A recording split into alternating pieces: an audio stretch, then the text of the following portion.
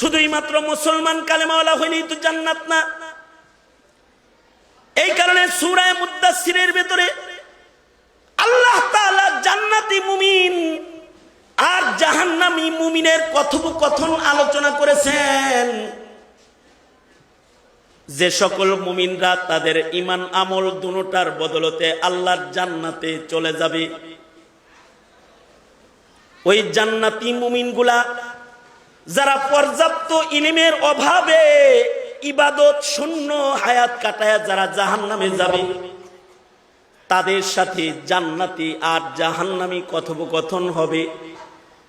জান্নাতীরা জাহান্নামের মুমিনদেরকে ডেকে ডেকে বলবে, এই বলিয়ারপুরের সুলাইমান ভাই, আব্দুর রহমান ভাই, আব্দুর রহিম ভাই, তুই জাহান্নামে কেমনে গেলি? একসাথে না বৈলাপুর মাদ্রাসায় ওয়াজ শুনছি, একসাথে না ঈদের নামাজ পড়েছি, একই বাজার থেকে আমরা বাজার ঘাট করেছি, একই গুরুস্থানে আমরা উভয় দাফন হয়েছি। আমি জান্নাতে, তুই জাহান্নামে গেলি কেন? জান্নাতি বান্দা জাহান্নামী বান্দাকে ডেকে ডেকে এভাবে বলবে, মা সালাকাকুম ফি সাকার। আল্লাহ তাআলা বলেন, জান্নাতি জাহান্নামীকে ডেকে বলতে থাকবে, মা সালাকাকুম ফি সাকার। আমার মুখেও কালিমা, তোমার মুখেও কালিমা, আমি জান্নাতে, তুমি জাহান্নামে কেন? আজব জান্নাতি বান্দার মর্যাদা। জান্নাতি বান্দারা জান্নাত থেকে আল্লাহর কাছে কত কিছু যে পাবে, তার ভিতরে এখানে কয়েকটা জিনিস দেখেন।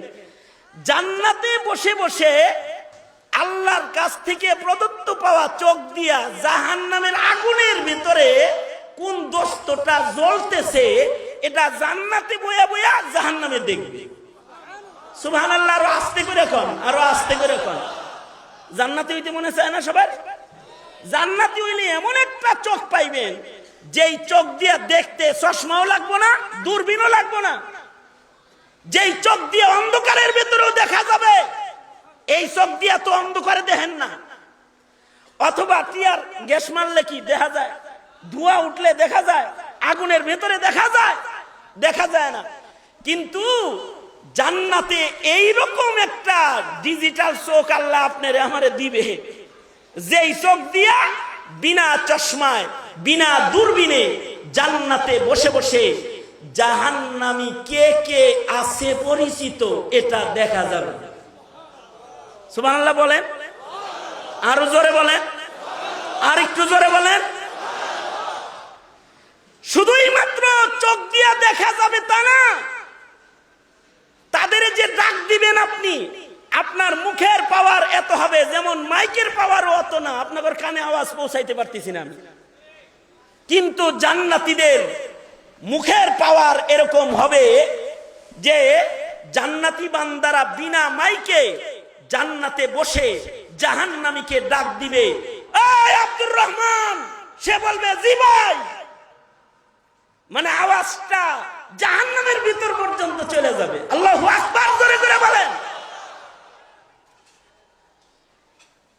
শুধুই মাত্র ডাকের আওয়াজ যাবে তা না, ডাকটা যাওয়ার পরে সে যে বলবে আবার, কি ভাই কি বলেন, এইটা আবার সে জান্নাতে বৈশা বৈশা জাহান্নামীর আওয়াজ শুনবে। এরকম একটা কানও পাবে। এই বাংলা কান, এ বাংলা কানে তো ওই যে ড্যাগের আওয়াজ আইলে আর একটা শুনুন যায় না। আর ওইটা হলো জান্নাতি কান।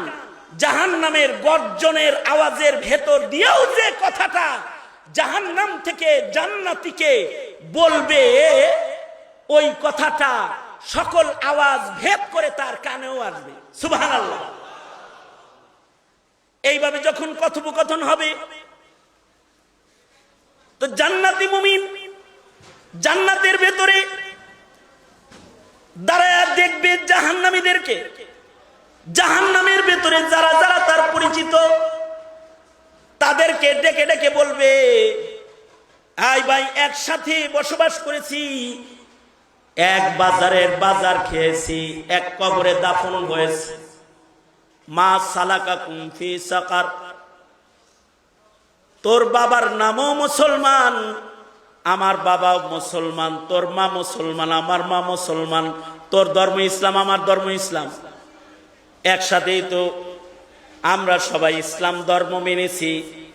আমি জান্নাতে আসলাম, তুই জাহান্নামে গেলি কেমনে? মা সালাকাকুম ফি সাকার, কোন জিনিস তোমাদেরকে জাহান্নামে নিক্ষিপ্ত করেছে? জাহান্নামী তখন বলতে থাকবে, 4 দোষের কারণে আমরা জাহান্নামে আইছি। কয় দোষ? জোরে আওয়াজ করে বলেন, কয় দোষ? 4 দোষের কারণে আমরা জাহান্নামে। কালেমাওয়ালা হওয়ার পরেও আমরা জাহান্নামে, কারণ আমাদের ভেতরে 4টা দোষ ছিল। 1 নাম্বার দোষ হলো লাম নাকু মিনাল মুসাল্লিন। তুমি তো এমন কালেমাওয়ালা, যে কালেমাওয়ালা আজান শুনলে মসজিদে যাইতা, কিন্তু আমি এমন কালেমাওয়ালা, নামাজের ধার ধারি নাই। মসজিদের মিনার থেকে হাইয়া আলাস সালাহ, হাইয়া আলাল ফালাহ বলে যে আমারে বারবার ডাকছে, মুয়াজ্জিনের ডাক আমার কাছে গুরুত্বের হয় নাই। 5 বেলা আমার মালিক আমার জন্য অপেক্ষা করেছে, আমার সেজদার জন্যে, আমার রুকুর জন্যে। আমি আমার মালিকের কাছে হাজিরা দেই নাই, আমি নামাজ পড়ি নাই। তুমি হলো এমন মুমিন, যেই মুমিন নামাজি মুমিন, তাই তুমি জান্নাত পাইছো। আর আমি এমন মুমিন, যে মুমিনটা জাহান্নামী হয়েছে, কারণ আমি বেনামাজি মুমিন। নামাজ না পড়ার কারণে মুসলিম হিসাবে দুনিয়ায় পরিচিত থাকতাম, বসবাস করতাম, তারপরেও আমার জায়গা জাহান্নামের আগুন হয়ে গেছে। লাম নাকু মিনাল মুসাল্লিন, আল্লাহ পাকের এলান। আল্লাহ বলেন নামাজ না পড়লে এরকম আফসোস করতে হবে। তাহলে আমরা যারা নামাজের ব্যাপারে গাফেল, তাদের তো জাহান্নামের আগুন থেকে বাঁচতে 1 নাম্বার কাজ করা দরকার, সেটা হলো নামাজের হিফাজত। 5 ওয়াক্ত নামাজ হিফাজত করা, নিজে তো হিফাজত করা, নিজের ঘরের প্রতিটি সদস্যকে 5 ওয়াক্ত নামাজের আদতে গড়ে তোলা। কারণ আপনার ছেলে যদি নামাজ না পড়ে, আপনি নামাজ দিয়ে আপনার ছেলে বাঁচবে না, আর আপনার নামাজ দিয়ে আপনার মেয়ে বাঁচবে না, জান্নাতে যেতে পারবে না। আপনার নামাজ দিয়ে আপনার বউ জান্নাতে যেতে পারবে না। কিন্তু আপনার বিবিকে যদি কালেমাওয়ালা হিসাবে জান্নাতে যেতে হয়, তার নামাজি হওয়া দরকার। আপনার ছেলেকেও যদি জান্নাতে যেতে হয়, তাইলে তার নামাজি হওয়া দরকার। আপনার কন্যাকেও যদি জান্নাতে পৌঁছাতে হয়, তাহলে কালেমাওয়ালার পাশাপাশি তাকে নামাজ শিক্ষা দেওয়া দরকার। নামাজের অভ্যাসে নামাজি আবেদ হিসেবে তাকে গড়ে তোলা দরকার। আপনারা দেখছেন পাপড়ি টিভি।